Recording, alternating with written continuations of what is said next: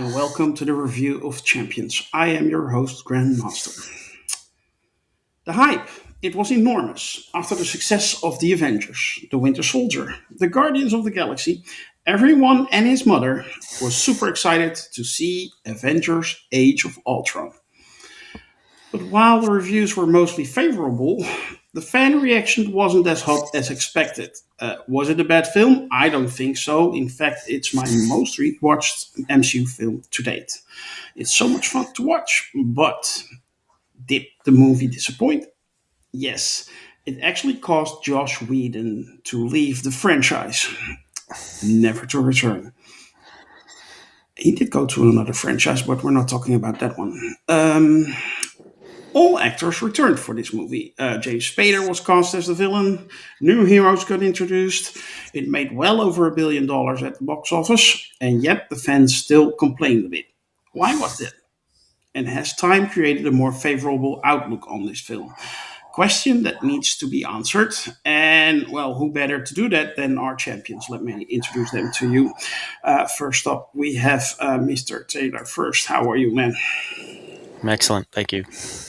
Voice only, we have Lokismom. How are you? Doing well. That's good to hear. And last but certainly not least, we have Merv. How are you, man? I'm very good, thank you. That's good to hear. Well, Merv, start with you. Well, the fan reaction was a bit mixed. We cannot deny that. But what did you think when you saw Age of Ultron for the first time? When I saw it the first time, and I'll say even when I saw it the last time, the big thing that sticks out to me is the Ultron character. I think it's a great movie, but I do think it falls a little bit short of the epicness that was the first Avengers film. And I think, just thinking back to when I saw it in theaters so many years ago, when it was fresh, that was kind of like, because the phase one was, I don't want to say lesser movies, but the Avengers was, pretty unanimously agreed upon as the peak of phase one, or, one of the best movies the MCU ever had. So the expectation was that, Avengers 2 was going to be the next peak, that we were going to achieve new heights and things like that. And I don't know that it quite did that. I think you can make solid arguments that other movies in phase 2 are better. I think a lot of people would agree that there are a few that are better. But that doesn't make it any less awesome or fun to rewatch. Thank you for that, Merv. Taylor, what did you think when you saw Age of Ultron for the first time, and how many times have you rewatched it? Have you been kinder now for this movie, or you thought it was always awesome? I loved it when I saw it. I've rewatched it many times. I continue to love it. I never complained about it, so I don't know. Anyone who did, I guess, is not actually fans, because I'm a fan. And of course, fans can have differences of opinion. That's fine. But I don't really see any of the criticisms that I've heard over the years as being anything significant. Again, I think it's a really great movie and one of the best in the franchise. Okay. We'll take a deeper dive later. Loki's mom. Do you agree with me or with fans that when you first saw the movie, it was like a little bit? It just didn't touch the height, like Merv said, that the first Avengers did, and that may be the reason everybody responded like it's a little bit of a disappointment. Well, yeah, I can see that because the first Avengers was so awesome. And then this came out, I don't know what, about 2 years later, Three, thereabouts. 3 years And later. okay, and it was, to me, I can see that it was a letdown to a degree. As far as the movie itself, I certainly enjoyed it. I think it's pretty good. It's not the best, but I think there's some patchwork kind of. It's sort of a patchwork errors in it, and or if I don't want to call them errors, but problems, which I'll discuss a little bit later. But overall, I mean, the movie was certainly entertaining. It was had it clicked all the boxes for what Marvel Avengers movie is supposed to be. But just some little things that I think threw it off track, and maybe were because I think at that time that was when the Agents of Shield TV show was going on, and I think a lot of the plot that is supposed to be understood in this movie actually happened in that TV show. So I think unless you had not seen the TV show, this could be confusing. So, but Yeah. otherwise, yeah, I mean, it was. I don't have a lot of huge complaints. Yeah, as someone who couldn't watch Agents of Shield in his territory, and certainly not on time when Age of Ultron came out, I was a little bit confused. They jumped right into the action. I for the first few minutes I didn't know what was going on, and actually that feeling kept stayed with me for the whole run of the first movie. For the first time I saw this movie, and then later when I did watch Agents of Shield, and some I could connect some dots. I think that's a fair point. That maybe this movie leaned a little bit too much into that TV show, and that's why some people couldn't connect the dots. Taylor, Josh Whedon left the franchise because of all the criticism of this movie. He was taken off the third and fourth Avengers movie, which he was supposed to do. And then it was given to the Russo brothers, who made that awesome Winter Soldier movie, of course. And we would see more of that awesomeness later on in the franchise. Was that a little bit too harsh, or? Yeah, what do you think? I don't think I've ever actually heard that the reason he left was because of the criticism of this movie. I mean, Well, it might it be true, certainly but I was a don't factor. remember. Okay, if it is a factor, it is. That's fine. I don't really see it. I don't see a reason to ask him to leave after his movie made again well over $1 billion. You really can't ask for much more success Mhm. than that. I thought he was doing a great job with both of the Avengers movies, and would have liked to have seen him continue. Although I certainly can't complain about the replacements; they were also all fantastic. Mhm. And well, you do have criticisms of the movie, I don't think so. Taylor. Okay. No, there are definitely some connections to Agents of Shield, but I mean, of course, I saw Agents of Shield, so I'm looking at it from a different point of view. But I didn't think they were um, essential that you couldn't follow the movie if you hadn't seen the show. But again, that's just from my perspective. But what I think about it is uh, the Avengers, the first Avengers movie, is like the premiere of a series, because it's not just one. We knew this is not just going to be one movie, and you always want to make a big splash with your pilot episode, with your initial out of the gate thing.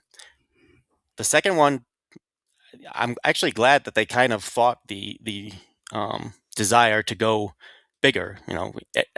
Again, I'm kind of comparing it to a TV series, but every episode can't be bigger than the last episode. Not if you want this thing to last more than 6 episodes or something like that. What I consider most important about this particular entry is it's really very important in the overall entire arc of the universe, in that it's the period of relative stability. You can't have the Avengers form in the first movie and break up in the second movie. They wouldn't be earned. You wouldn't feel anything. You had to have a period where they were the Avengers. They were the heroes of the world. They were fighting multiple threats and winning and defeating first uh, the snake guys. Sorry, I forgot the name of the organization. the evil Hydra. organization, Hydra. They first defeating Hydra and then defeating Ultron, and then of course they referenced that there were other things that they had done in between, and they all relatively got along. Not a lot of infighting, a little bit here and there, rivalries, but nothing that you would think is going to tear apart the world's greatest, mightiest heroes team ever. So I'm glad that they had this period of relative stability, of relative normalcy for the Avengers before the big breakup that happens soon after. I thought that makes it that much more impactful when they do break up. Yeah. Lokismom, let's talk about your criticisms of this film. Personally, for me, I thought it was just a little bit messy, and there was one major action scene too many, in my view.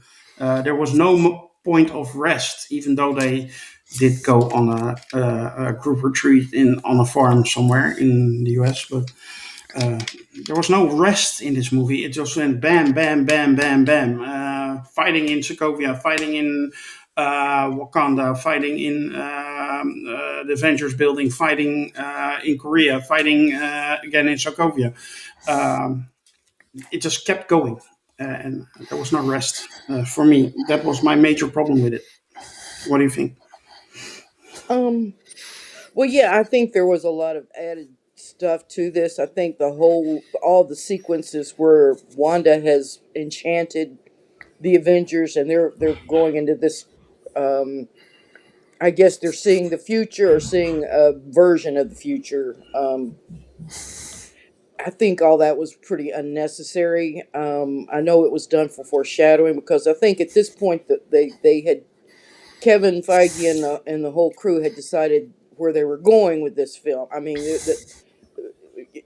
at the very end, where they had the very end credit scene where Thanos sort of ham-handedly with his big fist comes in and says, "Well, I'll do it myself," as far as collecting the Infinity Stones. But I think that's where they were headed. So they had to add some scenes probably after the film had already been completed. You know how they do things, and to advance that narrative going forward for the future.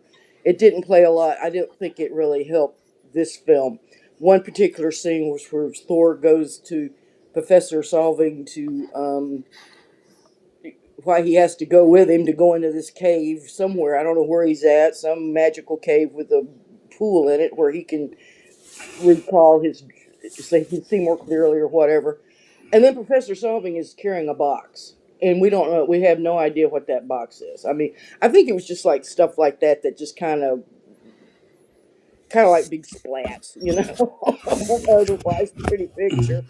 Um, Yeah, I can't remember um, the last time I asked an old man to help me take a bath. But anyway, yeah, and of course, Thor had to take all of his clothes off, to get into that well, pool. as straight as I am, I didn't mind it. Well, anyway, but yeah, I think that was probably the biggest problem for me as far as the fan. It kept entering. Whatever. Tried to think it away. I thought the whole Bruce Banner, um, Black Widow. I've forgotten her name. What's her real name? Mhm. Natasha. Yeah. Bruce and Natasha's love affair. I think that was. Of course, I understand why it was. They're lonely. They're seeking comfort. They need a little sexual healing at that point. But I guess Bruce is afraid to have sex because he might turn into the Hulk. So he has a huge problem. Um, Superhero I problems. think that was a little unnecessary, that whole scene. But I understand why they put it in there. Merv, maybe it also had something to do with the fact that the first trailer was actually quite menacing and got you like really, oh my god, they're going dark and this and that, and then Ultron turned out to be like Tony Stark in a box and quipping around, and well, they defeated him after one big fight. Yeah, I mean, there's a little bit of that. That the Age of Ultron trailer, I remember it being like one of the best trailers that had come out, at least to that point, as far as getting you excited, because the James Spader's voice is just so perfect in this character, in this role, just in general. Like, it's such a good touch. And then like the kind of Pinocchio lines and the no strings on me, like that's just such. It just created a lot of dread and a lot of anticipation and stuff like that. And you know, not to get too far into it, the Ultron character being more modeled after Tony makes total sense in this MCU. So I don't knock that at all, but it is a slightly different character than the one from the comics that everybody knows and either loves or hates or whatever. So yeah, I think that could have been a little bit, there might have been a little bit.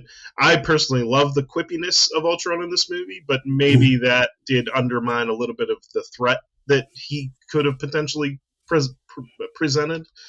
I also think, kind of slightly in the negative is there is a slight feeling, and I don't hate it so much, but there's a slight feeling of like I'm like Taylor alluded to, like, kind of it's a TV show. Like, I missed an episode here. You know what I mean? Like, we're already battling Baron Strucker, and this doesn't really have much carryover from the previous films in the MCU as a greater whole. Like, that's a little bit of the problem, coming back to Iron Man 3, where, like, Tony Stark retires. Oh, wait, but he's over in Sokovia, like, leading the team. So there's a little bit of, like, well, wait a minute, what did I miss here? Because all these characters were in totally different spots, and now they're all back together. And I don't necessarily need it handed to me, but, like, there is a slight feeling of, I'm coming in at, like, the tail end of some story arc, and I don't really know where I'm supposed to be other than, oh, those are the bad guys, and here we are. And on top of, there's a lot going on in this movie, which, again, time has been better to it than it was when it came out, because of all the seeds that it plants moving forward. But at the time, especially, I don't think a lot of people knew that all these seeds were going to sprout into all the different, plot arcs and story elements and things like that they became. So it felt like there was a lot of stuff just shoved in at the time. That I do think this movie, like, if you were down on it 10 years ago, give it a rewatch now after everything else, I feel like you'd be higher on it, like a lot of people are. But I do think that contributes to, like, the negative factors, especially when it came out. And then, personal opinion aside, it's just, the framework for what an Avengers movie is based on Phase 1 is it's going to be peak. And I think a lot of people saw this as it didn't quite break the mold again or do anything truly innovative. It just kind of was another Avengers story. And it, where, like, the Winter Soldier or Guardians of the Galaxy took us in totally new, fresh directions. This felt like it was like the Avengers again, which is great. But it wasn't, like, groundbreaking, you know what I mean? The way that the Avengers felt like it was. So I think it's just really that direct comparison that makes it negative, but it's still, like, super positive in comparison to so many other things. But it's just like, if we're going to directly compare it to the Avengers, which came out a couple of years before it and is still one of the best movies in the MCU, then of course, it's going to fall a little bit short. But it's still really, really good. Yeah, it's still good and also a lot of fun. Like I said, it's my most rewatched MCU movie because it's so much fun. If I say, okay, I want an MCU movie to watch tonight, well, I have a tendency to 9 times out of 10, I will grab Age of Ultron because it's just so much fun. So, yeah, it has that going for it. But it has a lot more for going for it. Lokismom. Positives, standouts, please let me know. Well, the big positive, of course, is the villain here. It's Ultron, and Merv pointed out James Spader provided the voice for it, and he was just really good. Real, I mean, he's of course Ultron is supposed to be an alter ego of Tony Stark. It's Tony Stark without his conscience, without his morality and ability to love and all that. But it's still his personality.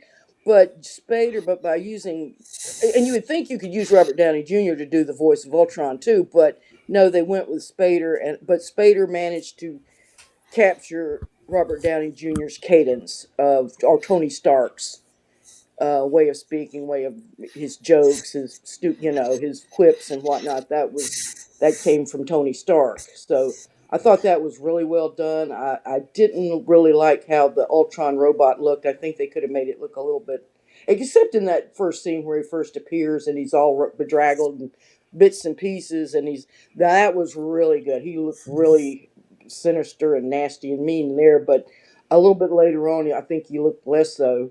And of course, this is where we get Peter or Pietro and Wanda Maximoff are introduced, and she's of course has become one of the major characters of the MCU, most loved, most hated, whatever you want to call it. But I think she's one of the most loved. Um, and what else were some of the positives? And certainly the scenes and the action sequences. I thought they were all well done. Nothing or nothing spectacularly original, nothing new that hadn't already been done, but well done and enjoyable. Of course, I think the really sort of sweetest scene or the nicest scene is where they're all trying to lift the hammer, and Thor's just, and the only time Thor gets a little concerned is when Captain America goes for his try. So I think there's another little bit of foreshadowing there for what's going to come. And what are some of the other positives? I think that's it. I think, like I said, I think the main plot was pretty solid. It was just these little problematic subplots that I think threw it off, but otherwise, it was that part was really. If they could just cut it down a little bit, I think it would have been a much better movie. Okay, Merv, your standouts or positives? Yeah, I mean, naturally, Ultron again. Particularly his introductory scene. I guess not necessarily the introduction, because his introduction is kind of him fighting with Jarvis in techno world or whatever.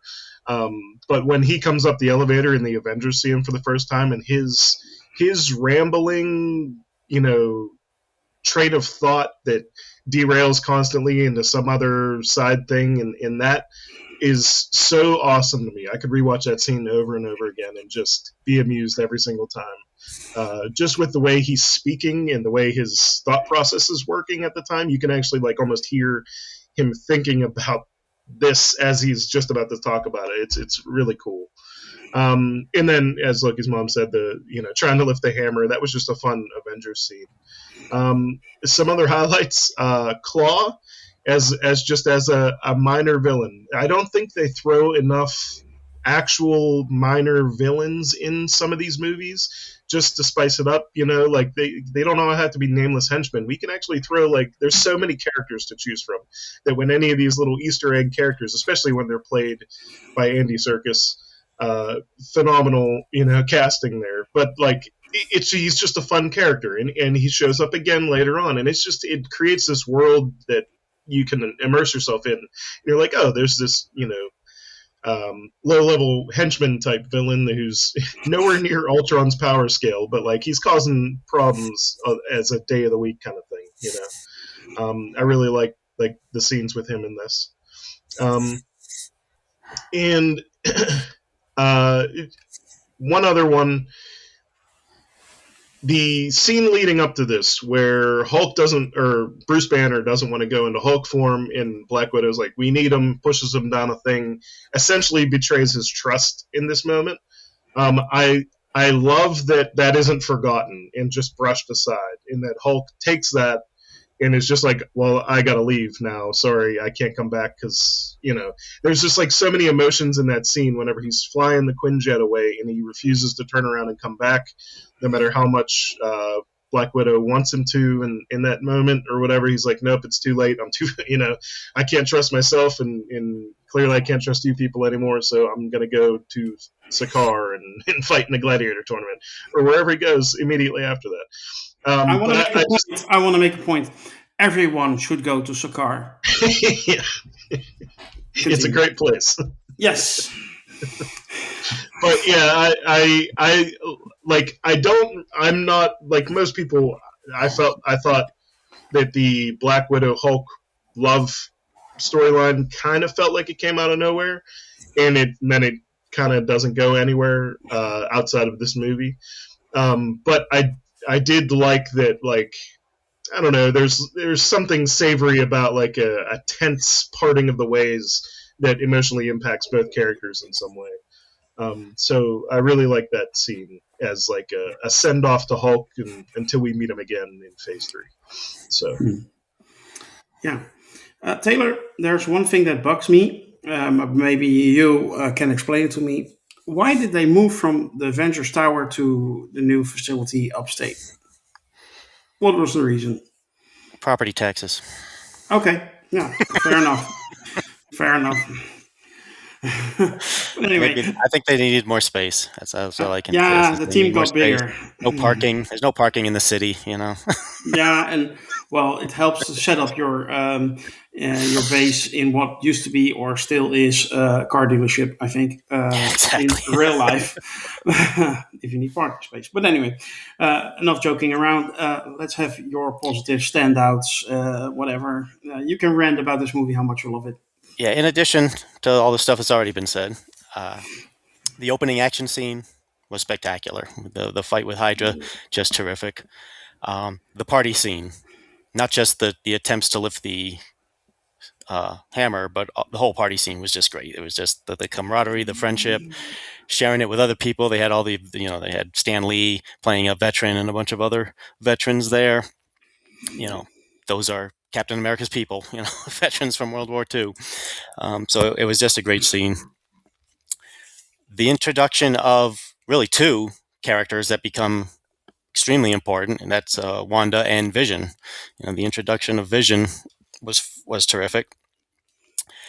The scene where the Avengers are fighting the Maximoff twins, and Wanda takes out almost the whole team with her fear touch or whatever the heck power that is, but she doesn't take out all of them. And who takes her out? Hawkeye. I love that because it just goes to show, okay, he's got a bow and arrow, but he has a brain, he has skills, he has experience, he has training. And it goes to show, in pro wrestling, there's a line that the announcers always say: on any given night, any wrestler has the potential to beat any other wrestler. And it is the same in the MCU. Any hero or villain has the potential at any time to overcome any other hero or villain. It just needs the right circumstances and a little creativity. So I love that Hawkeye was the one who took out one of the most powerful beings in the whole Marvel universe and just stuck his electric arrow in her head. The Battle of Sokovia, fantastic. Wanda's turn from evil to good, joining the Avengers, spectacular scene. The impact of when Pietro died, that scene was, she just did a fantastic job of that, feeling her twin dying. The whole battle, all the action scenes, of course, are great, but it almost goes without saying in Marvel movies that the action scenes are all great. And then the other thing I like about this movie, of course, is how it set up so many other things. It set up Civil War, of course. It set up Infinity War. It set up Ragnarok. It set up WandaVision. Thor's vision when he was seeing his worst fears come true, of course, came true later on and caused him to have to, go on another quest. But just so many things that were set up in this, the Sokovia Accords, everything kind of from this movie. Pretty much the whole rest of the franchise flows from this point on. Yeah. Yeah, there's lots to love about this movie. Don't get me wrong, that I focus so much on what Actually, wasn't there's right. one more thing I want to say, even though everyone else already kind of said it. But Ultron, great villain. Spader was fantastic. I've seen a lot of complaints online over the years about, Ultron in the comics is a huge threat. He's Thanos level. Okay, I don't care about the comics. This is the movie universe. Not every villain can be Thanos. You just you have to have different degrees here. Otherwise, you've got too many franchises going on at one time. I thought he was great villain in this movie, and he's not done. We're going to see him again in Vision Quest. We already know that. So Yeah, it's not like the character is just one and done. He's going to be back. yeah, and it has one of the best jokes in the franchise as well. When Ultron and Vision have their discussion right at the end, and Ultron basically accuses Vision of being unbearably naive, and Vision's return was, "Yeah, well, I was born yesterday." So that when you talk about subtlety, about this is a great joke, and I actually use that GIF or GIF, I don't know how to pronounce it, but a lot GIF. in in in my online endeavors. But anyway, so that was all our talk about Age of Ultron. But we have to finish off, of course, with a rating.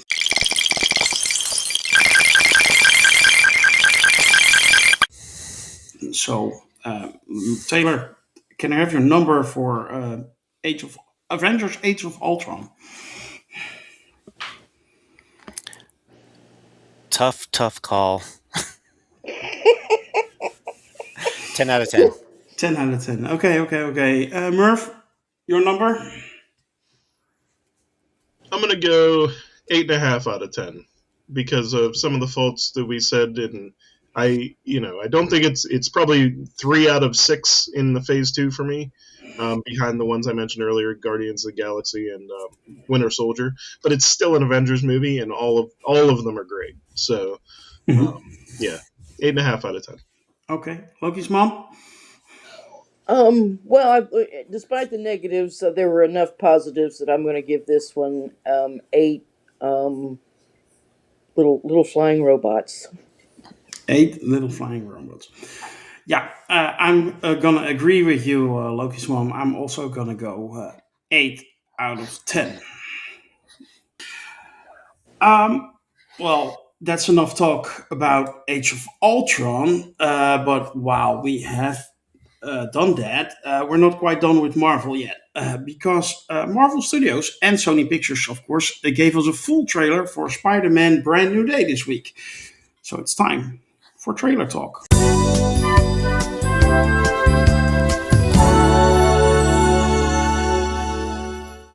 Taylor, what did you think of this trailer?